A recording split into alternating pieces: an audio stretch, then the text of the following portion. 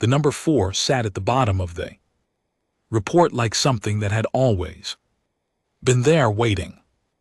I had processed 47 incident reports that morning: cargo disputes, boundary violations, 1 minor fuel theft near the Pelly's corridor that required a form I had not used in 6 years, standard work, the kind of work that fills a career and leaves no particular scar.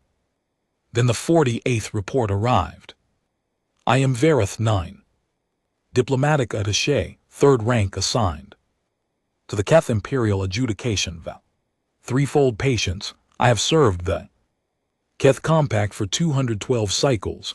I have filed reports on 14 territorial engagements, 3 species contact events, and 1 incident involving a junior officer and a malfunctioning food synthesizer that I still to this day consider my finest paperwork. I say this so you understand. I am not a soldier. I am not a diplomat in any real sense. I am the person who writes down what happened, applies the correct classification, and sends it up the chain where it becomes someone else's problem. The 48th report was a military suppression incident. Sector 7 disputed territory. C4, a Keth patrol vessel had intercepted a human convoy operating without a transit permit in contested space. Standard procedure. The convoy had not responded to communication attempts. The patrol commander, a man named Gorth 7, had authorized a deterrent strike. The convoy's lead ship was destroyed. 2 additional vessels were disabled. I recorded this. I applied the correct classification. My hand was steady. Then I reached the manifest. Human convoys in sector were mostly agricultural, soil processors, seed stock, families moving to the new colony, installations that humans kept building at a pace that made our cartographers quietly furious. The manifest for this convoy listed standard agricultural equipment, personal effects and passenger classification, non-combatant dependents, developmental stage, children. I stopped. I counted. 11 children had been logged on the convoy. Of the 11, 7 had reached escape pods, 7 were recovered, processed, and currently sitting in a cath holding facility 60 light minutes away waiting for transfer arrangements. 4 had not reached the pods. I read the line 3 times, not because I doubted the numbers. The numbers were clear. The numbers were always clear. I read it 3 times because there is a version of me, the version that had filed 47 other reports that morning, that wanted to move past it the way you move past a stone in a field. You see it, you walk around it, you do not pick it up. I picked it up. 4 non-combatant dependents, developmental stage, unrecovered. Below that line in the cargo section, itemized with the precise lovelessness that military manifests require, was a list of personal effects found in the debris field: clothing, a water filtration kit, a portable music device, child-sized, listed under owner designation 3 of 11. Owner designation 3 of 11 was not one of the 7. I poured myself a drink. We call it drinking the cath, though the word our language uses is closer to bracing. You brace yourself against something. You a glass and you brace. I sat with the number 4 for a long time. Here is the thing about working in records for 212 cycles. You develop a sense for numbers that should not be. Not wrong numbers. Wrong numbers are easy. Wrong numbers means someone made a clerical error and you correct it, and You move on. The number 4 was not wrong. It was familiar. I could not at that moment say where I had seen it before. The memory was in the archive of my mind, behind a door I had closed a long time ago and marked "Do not open. This is old. This is not your problem anymore." I opened the second database, the Compact Historical Incident Archive. I typed a search query with very specific parameters: human involvement, children harmed, outcome classification. The search returned 14 results. 13 of them were minor incidents. Disagreements settled at tribunals. Apology credits exchanged. One had resulted in a trade embargo that lasted 4 years and cost someone in accounting a great deal of sleep. The 14th result was locked behind 3 security classifications and a clearance level I technically possessed but had never used. I sat looking at the locked file for a moment. The icon for it on my screen was small and gray and said nothing about itself. Files that say nothing about themselves are the only kind worth reading. I entered my clearance codes. The file opened. It was called the Ivilan Incident Assessment. The Ivilan were a species I knew by name. Everyone in the compact knew them by name, the way you know the name of a city that no longer exists. You know it, you do not visit it. There is nothing there to visit. The file was 31 pages. The first 28 pages were operational data, fleet positions, engagement timelines, a list of Cath vessels involved in what was described neutrally as a diplomatic deterioration event. Page 29 was the cause of incident assessment. I read it once. I closed the file. I sat with the number 4 again, but it was a different number 4 now. It had a different weight, the kind of weight you feel in your chest rather than your hands. I poured another drink. Then I picked up my communicator and requested an emergency audience with Fleet Commander Das Kurith. His office replied in under a minute. The reply was polite in the way that replies from powerful people are always polite, meaning it was not polite at all. The commander was not available for non-essential matters. I wrote back. I used words I had not used in a single communication in my 212 years of service. I used the words urgent, immediate risk, and the phrase, "I request you consider the Ivilan file." There was a pause. The reply came back in 4 minutes. The commander would see me in the morning. I did not sleep. I sat at my desk in the low light of the threefold Patience's administrative wing, and I read the Ivilan file 2 more times. I read it the way you read something when you are hoping you misunderstood it the first time. When you are hoping the words will rearrange themselves into something less specific. They did not rearrange.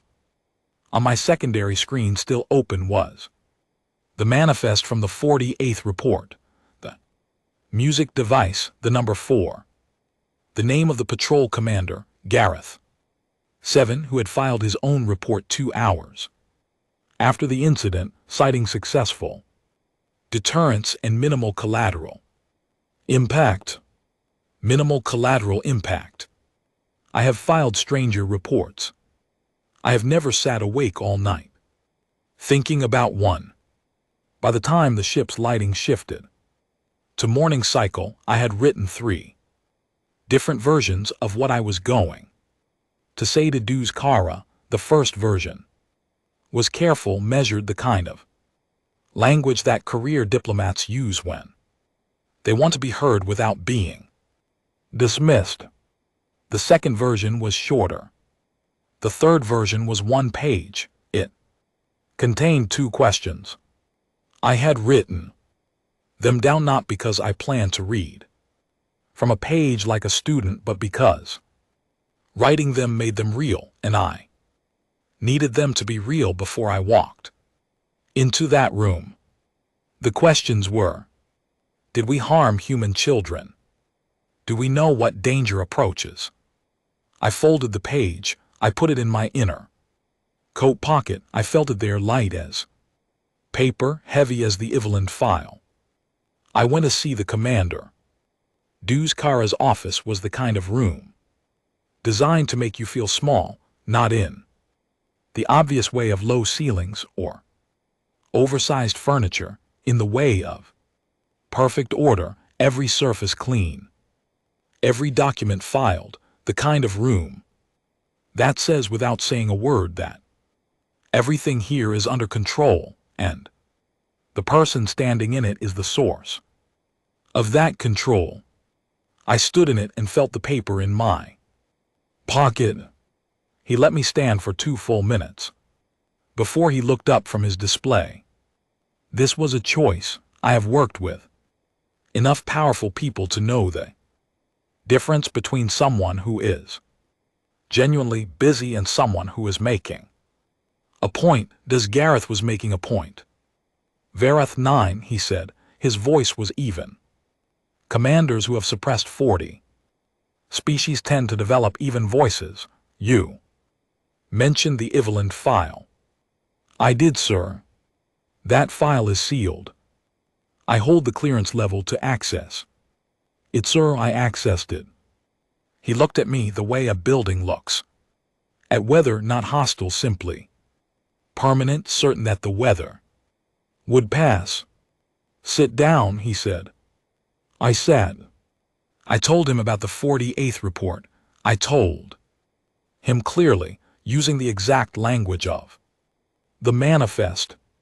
11 children, 7 recovered, 4 not. I placed the number in the room between us like an object, and I let him look at it. He looked at it. Collateral impact in deterrence operations is a documented and accepted. I am aware of the doctrine, sir. He paused. Let me tell you something about pausing. In front of a Keth Fleet commander, you do not do it, not if you want your career to survive the meeting, not if you want your assignment to continue, not if you value the particular office you have spent 200 cycles quietly earning. I was aware of all of this. I paused anyway. The Evelyn file, I said, page 29.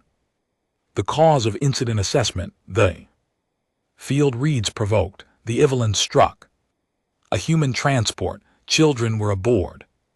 The Evelyn sent a victory communique. The Evelyn are gone. Vareth 9. That incident was 11 days, sir. He stopped. It took 11 days, I said. The Evelyn had a fleet 3 times the tonnage of anything humans have fielded since. They had faster ships, older technology, military tradition that predated human civilization by 4,000 years. I reached into my pocket. I unfolded the page. It took 11 days, I said again, because some numbers deserve to be said twice. And then my predecessor filed the Evelyn incident assessment, 31 pages. Extinction notation was on page 30. The cause of incident field on page 29 was 1 word. I placed the page on his desk. He did not look at it. Humans are a mid-tier species, Duz. Gareth said. His voice had not changed. Still the voice of the room. That is always in control, emotionally unstable, biologically limited. Their political systems fracture under. Their political systems fracture under everything except this, I said. He looked at me then, really looked the way he had not when I walked in. I had his attention.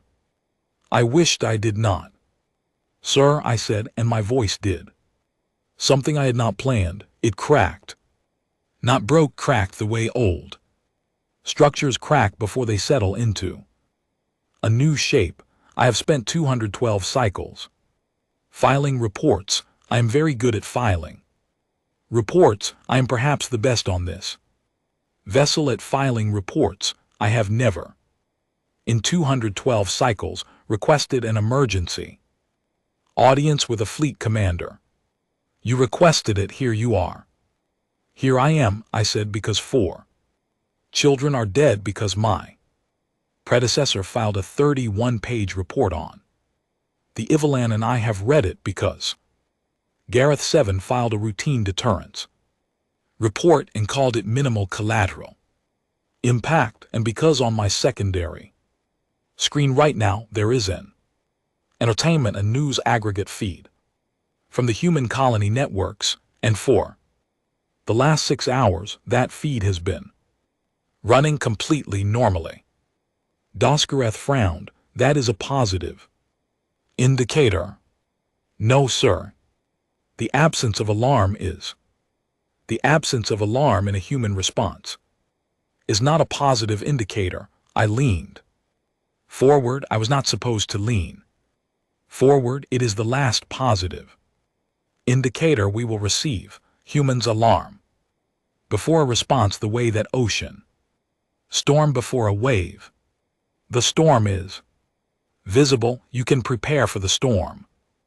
When the storm stops, sir, when the water goes flat and quiet and everything looks calm. I stopped. He was looking at me with the expression of a man who has decided that the weather is simply louder than usual. That was when I did the thing I had not done in 200 cycles of service. I stood up, and I said the questions, not from the page, not in the careful diplomatic language of the first draft or the measured tones of the second, in my voice, my actual voice, the one that had been sitting at the bottom of my chest all night next to the Evelyn file and the music device and the number 4. Did we harm human children? The room went quiet. Do you know what danger approaches? Doskareth looked at me for a long moment. I will say this about him. He was not a cruel man. He was not the kind of commander who enjoyed the harm of others. He was a thorough man, strategic man, a man who had built his career on knowing exactly how much weight a situation carried and applying exactly the correct response. He had never read the Evelyn file. Vareth 9, he said, and his voice was still the voice of the room. But there was something behind it now, a hairline crack barely visible. You are a records officer. Yes, sir. You process incident reports. Yes, sir. You are not a military strategist. You are not a threat assessment specialist. You are not qualified to determine. I am the only person on this vessel who has read page 29, I said. He was quiet. I would like it on record, I said, that I came to you. I would like it on record that I used the words urgent and immediate risk. I would like it on record that I referenced the Evelyn file, that I cited the cause of incident assessment, that I stood in this office and asked you both questions clearly and without ambiguity. I picked up my page from his desk. He had not touched it. I would like all of that on record, I said, because I am a records officer. And in my experience, sir, the record is the only thing that survives. I walked out, down the corridor of the threefold patients, past the administrative wing, past 3 junior staff who nodded at me with no idea, past the viewport that showed the star field outside, clean and wide and full of distance. I walked back at my desk. I sat down. I opened a new document. At the top I typed personal log. Cycle 212, day 44, incident assessment. Non-standard. I sat looking at the blank page below. That line. Then I began writing the second report. Not the official one, the real one, the one with the music device and the number 4 in page 29 of a file that everyone in the compact had decided to treat as very old news. I wrote it for the same reason I had written down the 2 questions before walking into Dues Kurth's office. Because some things need to be real before you can carry them. I was still writing when 14 hours later, the human signals went dark. Silence. Not the silence of empty space. Space is never quiet in the way people imagine. There is always something. Radio drift. Background radiation.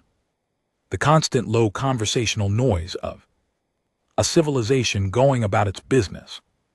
Across 100 frequencies, the human signal aggregate ran on 43 frequencies. At 300 ship time, all 43 went dark. I noticed it at 3:12 because I had not slept and I was still at my desk, and one of those 43 channels was the one I had been watching, the public news feed, the one where humans argued about politics and shared footage of their animals doing things that apparently required documentation and occasionally broke into genuine news that told you more about human civilization than any official diplomatic briefing ever would. That channel had been running when I sat down. At 3:12 it was not running. I refreshed it. Nothing. I checked the communications log. The commercial frequencies that ran between human colony installations and their trade partners were dark. The civilian navigation broadcasts that guided their agricultural convoys through the sector were dark. The open diplomatic channels that the Kurth communications team monitored as a matter of routine were dark. 43 frequencies. No error message, no static, no interference pattern that would suggest a technical fault. Just nothing. I opened the Evelyn file. I did not need to read it again. I had read it 4 times, but I opened it and I found the timeline section, and I looked at one specific line. 72 hours prior to first contact, all human outbound signals ceased. I checked the timestamp on the last human transmission we had received. I sat with that number for a moment. Then I opened my personal log and I wrote, "The silence has started." I want to be precise about what happened next because I think precision matters here, and I think the difference between what I did and what I should have done is a distance of about 1 decision. What I should have done was file an immediate amended threat assessment, escalate to Dues Kurth's office with the Evelyn timeline comparison, and formally request a full communications analysis from the signals team. What I did was open the human public news aggregate on my secondary screen. Still running. The human domestic networks were still alive, the feeds that ran inside their systems between their colonies and their stations and their private devices were carrying signal the same.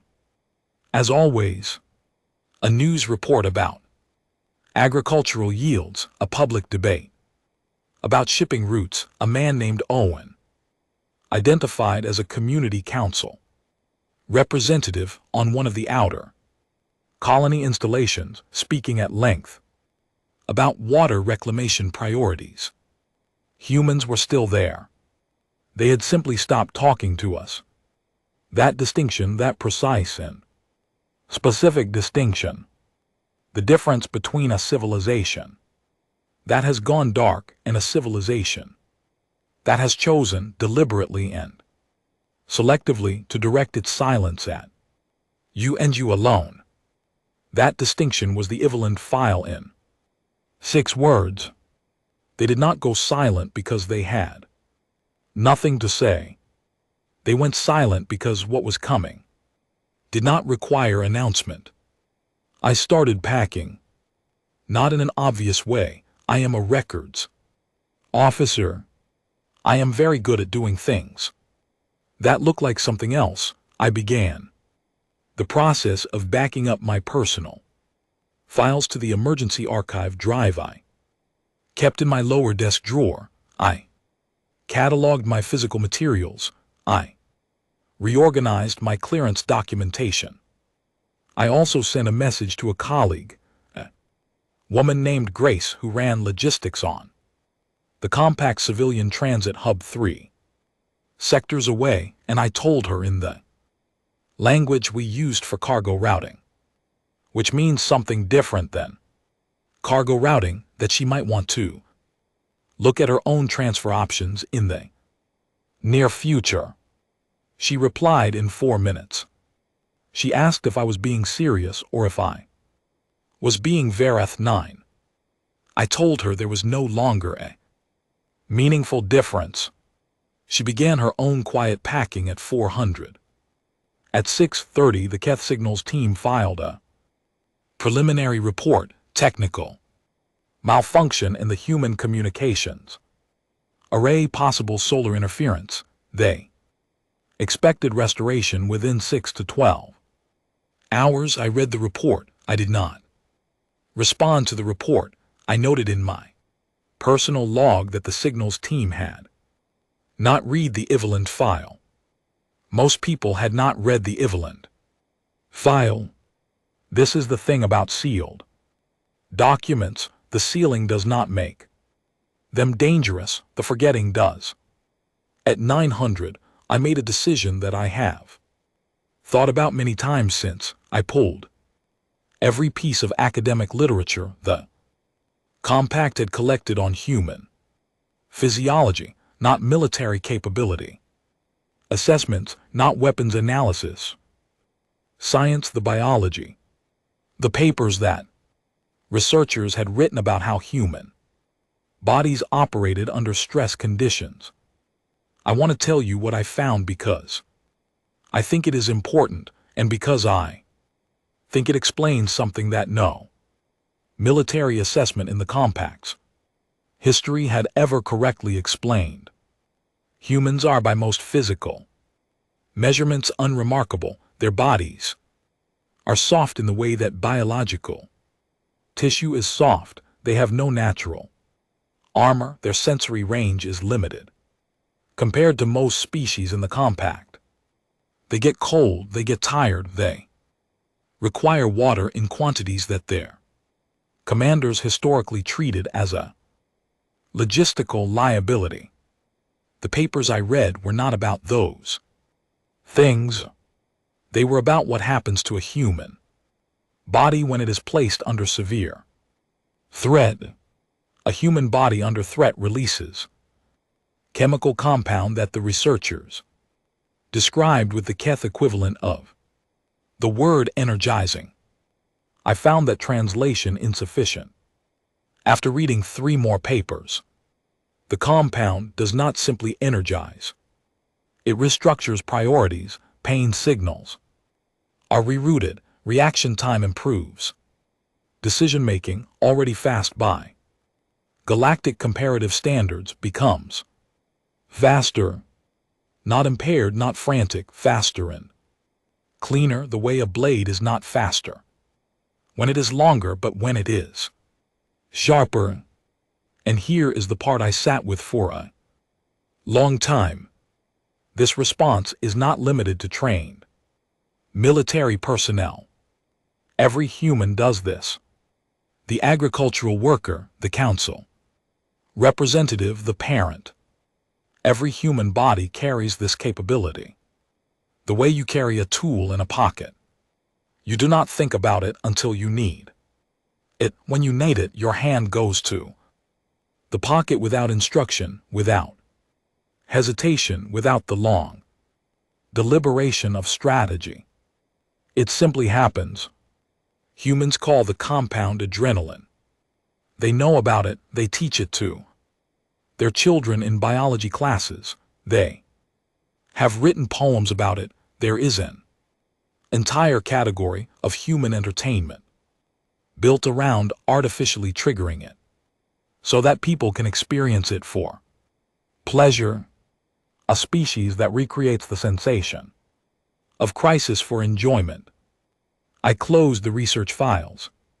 I opened my desk drawer and I looked at the emergency archive drive. I had loaded it with everything I considered essential. The Evelyn file, my personal log, the 48th incident report with the manifest and the music device and the number 4. I added one more file, the human biology research.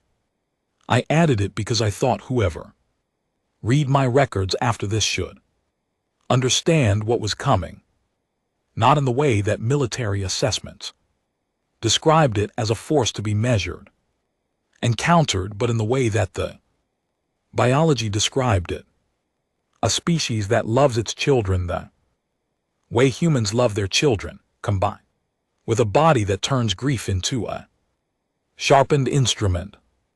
I want to be clear, I am not a poet, I am a records officer. But even I could see that the silence was not nothing. The silence was 43 frequencies of a species that had decided words were no longer the appropriate tool. At 1400 ship time, I sent a second message to Dew's Karath office. The reply came back in under a minute.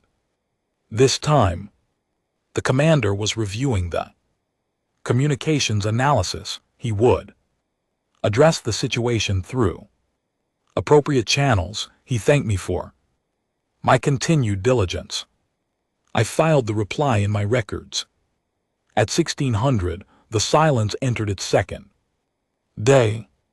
I sat at my desk and I watched the human domestic feeds, and I watched a man named Leo, a farmer on the colony installation nearest to the incident site, standing in front of a camera and speaking very quietly.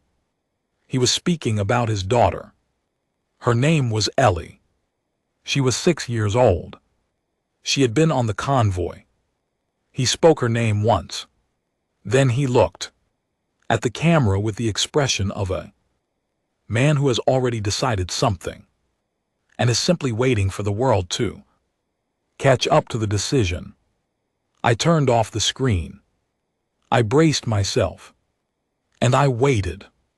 On the morning of day 3, the threefold patience's long-range sensors picked up movement, not a fleet formation, not anything the tactical overlay could categorize.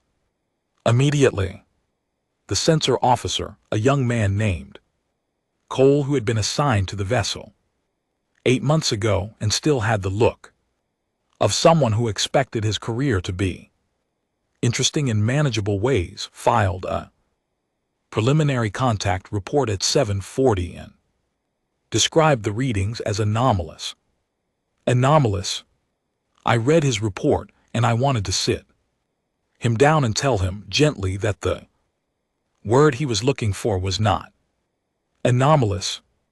The word was inevitable. But I did not tell him that. I was a records officer. I sat at my desk and I watched the secondary sensor feed on my personal screen, and I did not tell anyone what I was thinking. Here is what the sensors were showing. Human vessels were moving through the sector, not in a single direction, from multiple points. Colony installations that had been stationary for years were generating drive signatures. Trade haulers that had been running regular commercial routes were changing course. Survey craft that operated alone in the outer margins of disputed space were converging. Converging, not toward the nearest Keth installation, not toward the nearest diplomatic contact point, toward us. I opened a new page in my personal log, and I typed, "They are not sending a fleet." I stared at that line for a moment because it was not quite accurate. I deleted it. I typed, "They are sending everyone." Cole's sensor reports kept arriving. Every 30 minutes, new readings. The number of vessels on approach kept growing. By 9:30, he had counted 47 distinct drive signatures. By 1100, it was 93. By the time Duz Kureth called a command briefing at 1300, Cole had stopped counting individual vessels and was reporting mass totals. I attended the briefing. The command room of the threefold patience was not designed for fear. It was designed for certainty. Clean lines, high ceilings, a display table in the center showing tactical data in precise, organized layers. Duz Kureth stood at the head of it with his even voice and his ordered room and looked at the mass of contacts on the display. He looked at it for a long time. "Military composition?" he asked. Cole pulled up a breakdown. "Warships comprise approximately 30% of total contacts, sir. The remaining 70% are civilian class, colony transports, agricultural vessels, survey and research craft. One contact reads as a mobile medical installation." Silence in the room. "A hospital ship," said one of the tactical officers, a woman named Nora, who had a reputation for saying what the room was thinking before the room was ready to think it. "They sent a hospital ship, among other things," Cole said. Duz Garrett looked at the display. "The civilian vessels are support, infrastructure, logistics, supply chain for a prolonged engagement." I opened my mouth. I closed it. I opened it again. "Sir," I said, and everyone looked at me, because records officers do not speak at command briefings. This is not a written rule. It is simply understood. The civilian vessels are not support infrastructure. Duz Garrett's gaze moved to me with the patience of a man who is running out of it. "They are leading," I said. Cole checked his display. He was quiet. For a moment. "Sir, the records officer is correct. The civilian contacts are in the forward position. The warship signatures are behind them." The room was quiet.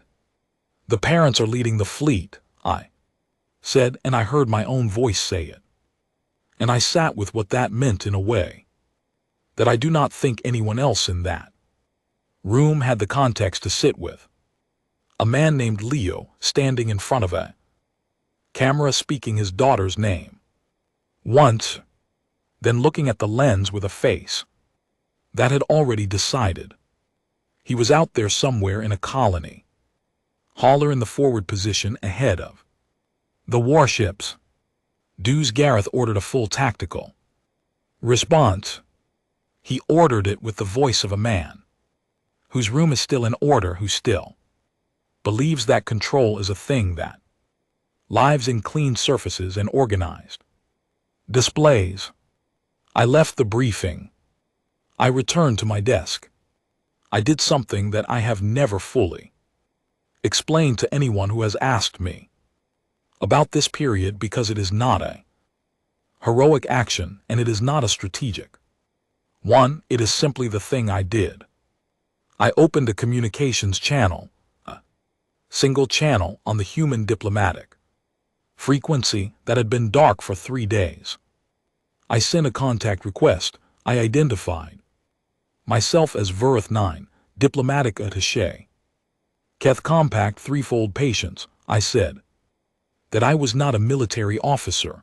I said that I had filed a formal objection to the incident that precipitated this situation. I said that I wanted to speak to anyone who was willing to speak to me. I expected silence. I received silence for 11 minutes. Then the channel opened. Her voice was clear, no distortion. She had good equipment which told me she was on a well-maintained vessel. She spoke in the standard diplomatic language of the compact which humans learn the way. They learn most things completely and without apparent effort. Her name was Diana. She did not give her rank, she did not give her vessel designation. She spoke the way someone speaks when those categories have temporarily stopped mattering to them. Are there children on your ship? She asked. I had not expected that question. I had prepared for demands, ultimatums, the structured language of negotiation, or the structured language of warning. I had not prepared for that question. No, I said, the threefold patience is an adjudication, an administrative, vessel, civilian staff, and command personnel. No children. She was quiet for a moment. Do you know why we are here? She asked. Yes, I said. Do you know what happened on that convoy? I filed the incident report, I said. I read the manifest. I know about the music device. Another pause, longer. Then you know, she said, that we have nothing to discuss with your commander. I know, I said. Then why are you calling me? I thought about it. It was a fair question. Because I am a records officer, I said, and I wanted it on record that someone on this vessel tried. She was quiet for a moment more. Then she said, I am going to tell you something, not because it changes anything, because you said tried and I think you mean it. I do, I said. Ellie had just turned 6, Diana said. She used to make up songs, not real songs, just things she made up while she was doing other things, her father said. She sang while she packed for the convoy. She sang while she loaded her bag. The music device was so she could listen to her favorite recordings during the journey. I did not speak. She made up a song about leaving. Diana said her father remembered it. She sang it twice before they boarded.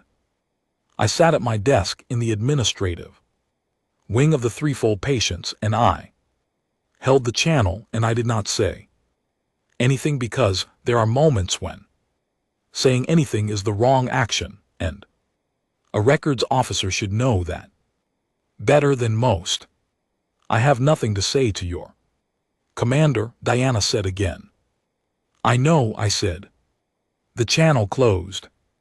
I sat at my desk for a very long time. Then I picked up the emergency archive drive and I added one more file. Brief note, her name 6 years old, the music device, a song about leaving sung twice before boarding. I added it to the record. Then the threefold patience shook.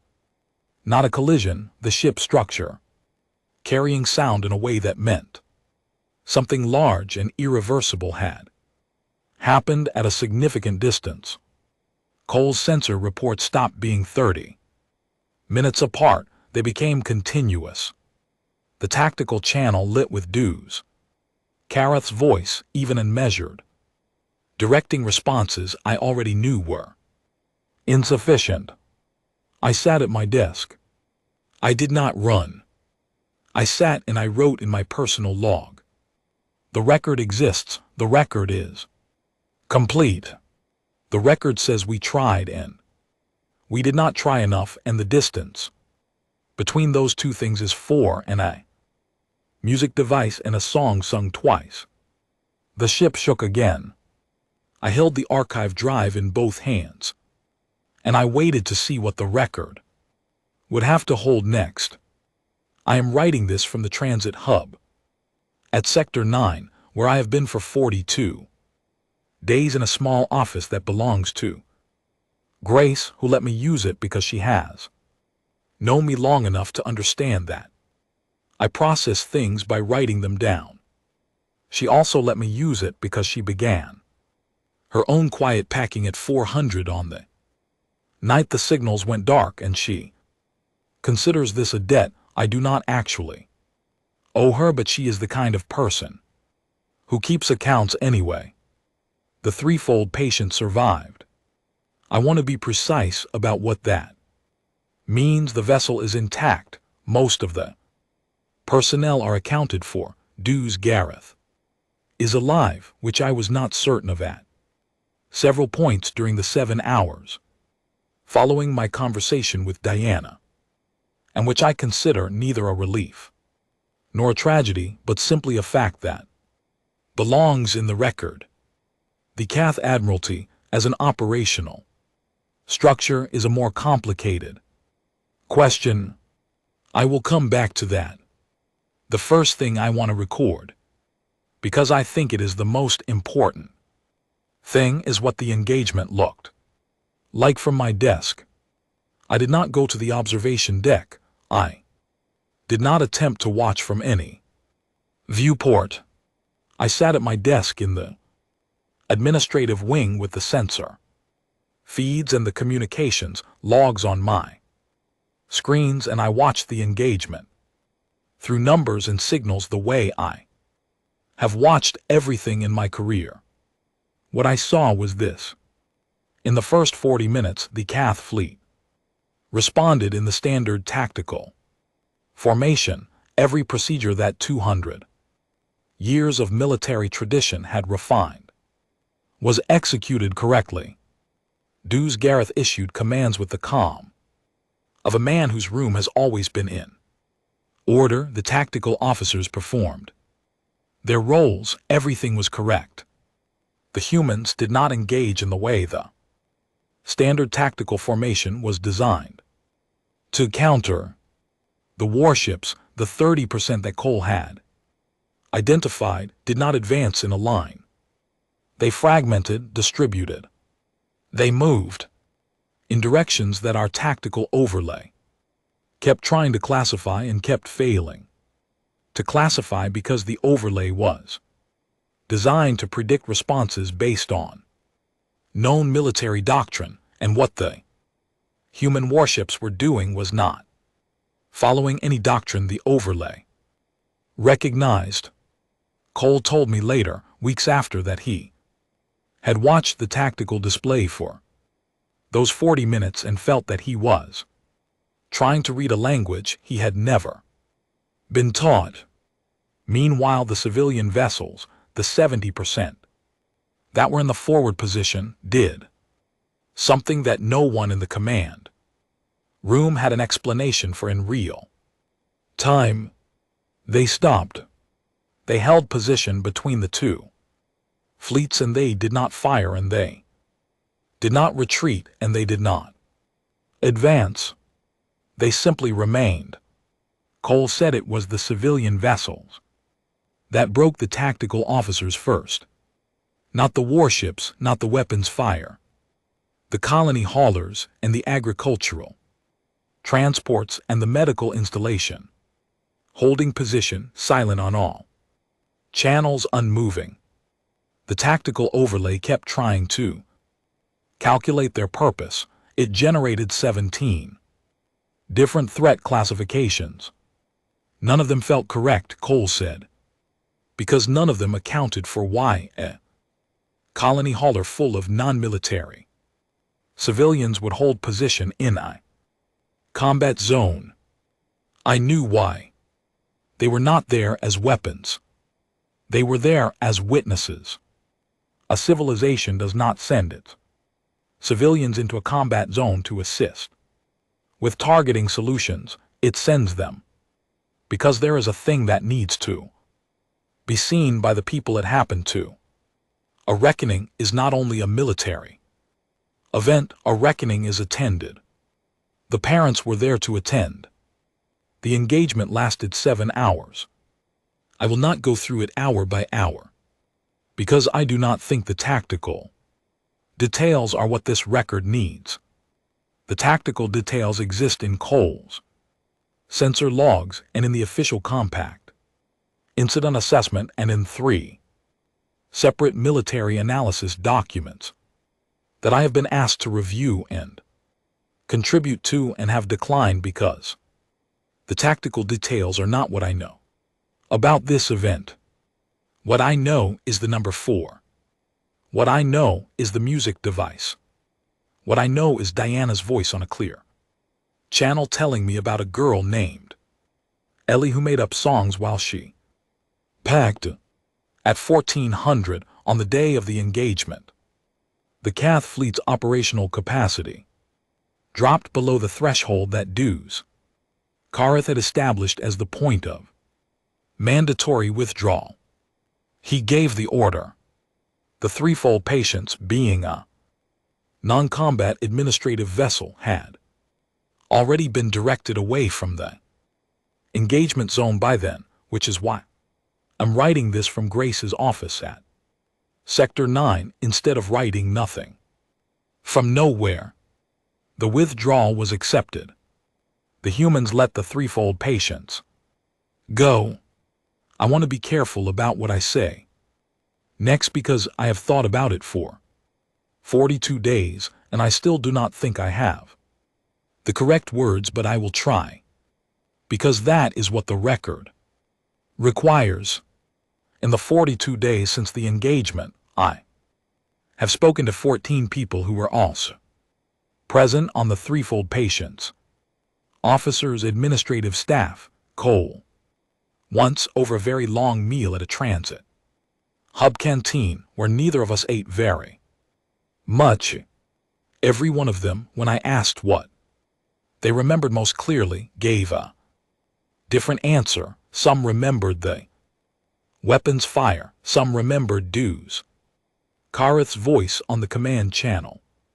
Some remembered the moment the tactical overlay stopped producing reliable classifications and began displaying simply unknown in the threat type field. Cole remembered the civilian vessels holding position.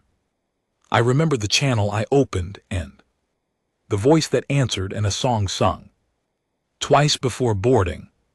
What none of us remembered, what none of us had an account of, was the moment it became clear that the engagement was already over before it started. There was no single moment. It was a quality that built across hours, the feeling of watching something happen that could not be made to not happen, the way that weather cannot be made to turn back by requesting it. You prepare, you respond, you follow the correct procedures. The weather does not consult your procedures. On day 15, I was asked by the Compact's Diplomatic Reconstruction Office to provide a formal assessment of the events and their causes for the historical archive. This is the work I would normally do. Without hesitation, I have filed reports on 14 territorial engagements. I have cataloged species, contact events. I once wrote a 40-page analysis of a boundary dispute that required me to reconstruct 6 years of commercial shipping records from fragmentary data. I sat in front of the blank document for 4 hours. Then I started writing. Not the formal assessment, I filed that too eventually. But first I wrote this, the personal log that you are reading now, if anyone is reading it, which I believe someone will be eventually, because records persist in ways that living things do not, and I believe the Compact's archive will exist long after most of its current members have reorganized themselves around this event. I want to tell you what I think happened, not what the tactical Assessments will say not what the Diplomatic Reconstruction Office will classify it as. What I think Verth 9, diplomatic. Attaché, third rank records officer. The person who read the Evelyn file and sat with the number 4 and opened a channel to a woman named Diana. What I think happened is that the Cathar Compact encountered a species and made an assessment based on observable metrics, physical capacity, weapon systems, fleet tonnage, political coherence, every number we measured, placed humans in the mid-tier category. Not a threat to ignore, but not a threat. That required fundamental strategic reconsideration. The assessment was not wrong. It was incomplete. The metrics we used were the correct metrics for measuring a species as a military opponent. They were not the correct metrics for measuring what happens to a species when its children are harmed. Those are different measurements. And here is the thing I keep coming back to. The thing that has kept me at Grace's desk for 42 days, writing and rewriting the same core observation. We have records of every species the Compact has ever engaged. We have records of their weapons, their tactics, their fleet compositions, their response, doctrines under stress. We do not have a single comprehensive study on what any of them will do when their children are placed in danger. We never thought to measure it. We never thought it was a relevant variable. I think about Gorth 7's report, routine, deterrence, successful suppression, minimal collateral impact. He was not lying, he was reporting what he saw through the lens of the metrics he had been given. 11 passengers, of which 4 were lost, is by certain measures a low casualty engagement. He had no metric for what 4 means to the people to whom 4 belongs. He had no framework for understanding that a civilization which experiences love in the way that humans experience love does not process for the way report processes for. For humans, 4 is not a casualty count. 4 is a name and a song and a music device packed by a 6-year-old who expected to arrive somewhere.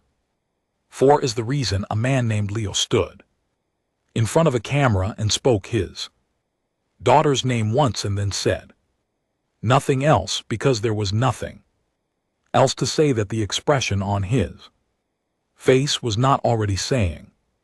4 is the reason Diana's voice was clear and steady on a channel that had been dark for 3 days. 4 is the reason that Colony Hollers held position as witnesses in a combat zone. I have tried to put a number to the military power that humans brought to the engagement at Sector 7. Cole's figures place the fleet mass at approximately 4 times the combined tonnage of the Cath forces in the area. The tactical analysts at the Reconstruction Office will say the outcome was inevitable from a force projection standpoint. They are right. They are also missing the point in a way that I find quietly maddening. The engagement was not primarily demonstration of military power. It was a demonstration of something the Compact does not have a diplomatic category for, something that I have been trying to name for 42 days and keep failing to name in a way that the formal assessment would accept. I will try one more time. When a species is willing to send everyone, not just the soldiers, but the farmers and the parents and the medical staff and the people who study soil reclamation, when all of those people are willing to cross a sector and hold position in a combat zone because of 4, that is not a military capability. That is a limit. Not a limit as in a weakness, a limit as in a line that does not move, a thing. That simply is the way gravity is, the way the cold of deep space is. You do not negotiate with it, you do not find a tactical response to it. You either know it is there and act accordingly, or you discover it the way that the Evelyn discovered it, 11 days and 31 pages at a time. I have been asked whether humans are dangerous. I find the question incomplete. Dangerous to whom, doing what, under what conditions? A river is dangerous. Cold wind is dangerous. The answer is not in the thing itself, but in the distance you stand from it and the choices you make about that distance. What I know is this. Humans build portable music devices, small enough for a 6-year-old to carry. They teach their children to make up songs. They log a child's personal effects on a convoy manifest with the same careful attention they give to the soil, processors, and the seed stock. And they do this because they believe in whatever biological and cultural framework produces this belief that the small details of a small person's life are worth recording, worth carrying, worth the weight in a bag on a journey to somewhere new. I know this because I read the manifest. I know it the way I know the Evelyn file, the way I know page 29. I know it because the record exists and the record says owner designation 3 of 11, personal effects music device. Child-sized, unrecovered. Unrecovered. That word was in a column, a clinical column in a military manifest. The person who typed it probably did not pause over it. It was the correct classification, technically accurate. It was also the beginning of everything that followed. I am going to finish this log now, not because I have run out of things to say, but because I think the log has reached the place where it says what it needs to say, and adding more words after the right stopping point is a habit of people who are afraid of silence. I filed the official assessment yesterday. The Compact's diplomatic reconstruction office accepted it. It will go into the archive. It uses the correct language and the correct classifications, and it makes the correct recommendations about revised engagement protocols and diplomatic contact procedures and threat tier reassessment for the human species. It is a good report. It is not the real report. The real report is this one. The real report starts with a manifest and ends with a word in a footnote. And everything in between is the distance between two things that the Compact never understood were measuring different dimensions. The word I submitted for the footnote of the official assessment was irreversible. The archive declined to include it because it is not a standard classification. I included it in the footnotes of this personal log instead. Irreversible. Not as a threat, not as a condemnation. As a description.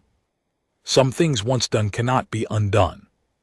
Some numbers once real cannot be made smaller. Some silences once started carry inside them everything that comes after. The Compact will reassess the protocols, will change the threat tier. Classifications will be revised. Dues.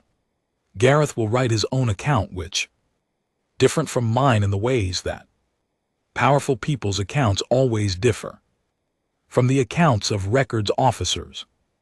All of that will happen, and somewhere in the record below all of it there will be a manifest from a convoy in Sector 7, disputed territory C4, agricultural equipment. soil processors, seed stock, personal effects. And at the bottom of the personal effects column, owner designation 3 of 11. 1 music device. Child-sized. Unrecovered. Do not harm their children. This is the whole report. Everything else is just the number 4.